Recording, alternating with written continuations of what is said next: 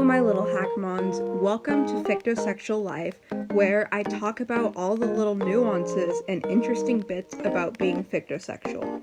Today's first topic is, so you're attracted to a fictional character, but what do you address them by in relationship to yourself? Basically, what would be the equivalent of saying that someone's your boyfriend or your husband or so-and-so.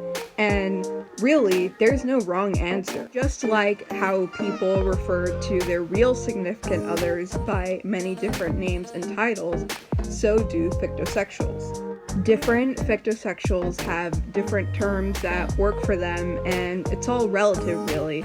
So the one that you're most likely to hear in exclusively fictosexual spaces on the internet is fictional other, or FO for short, which is basically just the equivalent of saying significant other, or SO for short.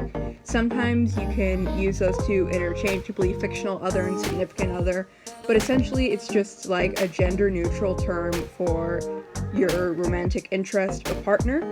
This one is often used by people writing scenarios for you to imagine yourself with your fictional other with.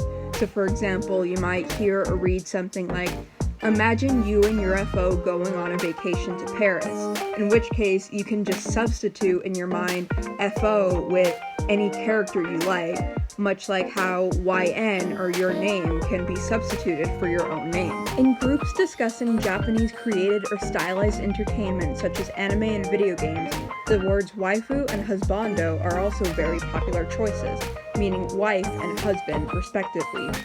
The words are meant to sound like the words wife and husband pronounced with a Japanese accent. Waifu has been used as a gender-neutral term, however, usually in a joking sense. What's interesting about these words is that they have a slightly different meaning depending on whether you put the words my or a in front of them. So for example, if you were to say, Claire is my waifu, it's basically meaning, I have a crush on Claire, I wish she was my girlfriend, I imagine she was my girlfriend, something to that sentiment. But if you said, Claire is a very good waifu, then it's basically saying, in general, she is a very attractive person. Also hailing from Japanese culture, we have chan and kun, which are not words like boyfriend or girlfriend, but are rather suffixes that you add onto the end of a person's name. It's usually supposed to be like a nickname for friends, family, or a significant other. So use chan for women generally, and kun or kun depending on your pronunciation for men.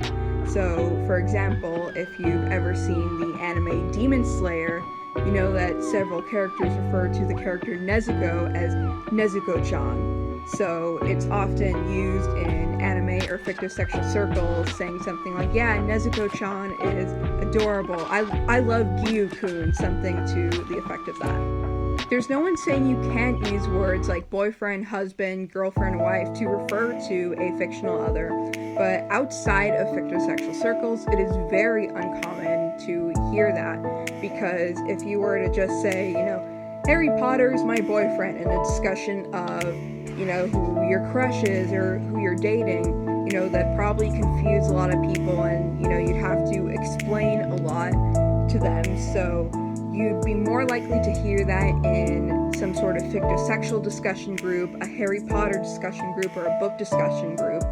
So oftentimes you might add the word fictional in front of that.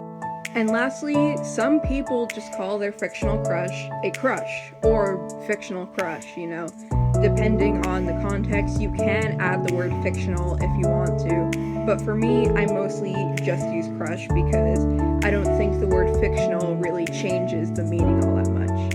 Thank you so much for watching. I hope you enjoyed this video. Everyone has their own preferred terms that they use. Play around and experiment until you find something that just rolls off the tongue and sounds right. Bye bye, my little hackmons. I'll see you soon on Fictosexual Life.